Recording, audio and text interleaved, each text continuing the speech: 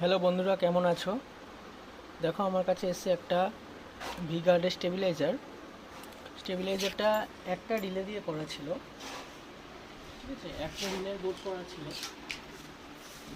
এরকম একটা রিলের বোর্ড। তো সেটাকে আমি তিনটে রিলে দিয়ে বানিয়েছি। তিনটে রিলে কানেকশান দিয়ে এখন খুব সুন্দর স্মুথ কাজ করছে। 145 থেকে 280-90 পর্যন্ত খুব ভালো আউটপুট দিচ্ছে। 250 অবধি হাই কাট আছে। দেখো, আমি লাইন দিচ্ছি, একটা 500 ওয়াটের লোড টেস্ট করছি। 5 সেকেন্ডের ডিলে আছে এটাতে। প্রোগ্রামে এসি চেঞ্জ করে এটা করেছি আমি। এটা একটা রিলে, একটা ট্রানজিস্টার, একটা রিলে দিয়ে করা ছিল।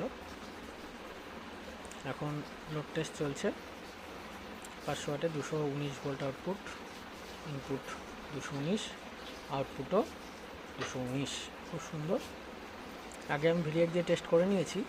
তো ভেরিয়েক যেহেতু আমার এখানে 400 ওয়াট পর্যন্ত দিতে পারবে, 500 ওয়াট দেওয়াটা একটু ভেরিয়েকের ওপর চাপ পড়ে যাবে, তাই ভেরিয়েক ছাড়া আমি ডাইরেক্ট লোড টেস্ট করছি। ভেরিয়েক দিয়ে আমি আগে টেস্ট করে নিয়েছি।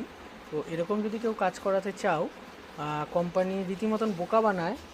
বিশেষ করে ইনভার্টার স্টেবিলাইজার বললে, বিশেষ করে ইনভার্টার এসির জন্য যে স্টেবিলাইজার, সেই স্টেবিলাইজার কিনলে বেশিরভাগ কোম্পানি একটু ঠকিয়েই দেয় মানুষকে।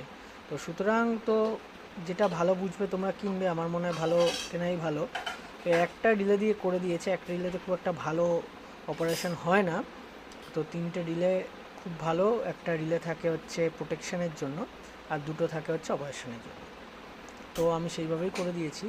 তোমরা যদি কেউ এরকমভাবে কাজ করাতে চাও, অবশ্যই ওপরে দেওয়া নম্বরে যোগাযোগ করো। আমাদের এটা কলকাতায় ব্যারাকপুরে যোগাযোগ করতে পারো। দেখা হবে পরের ভিডিওতে। ঠিক আছে।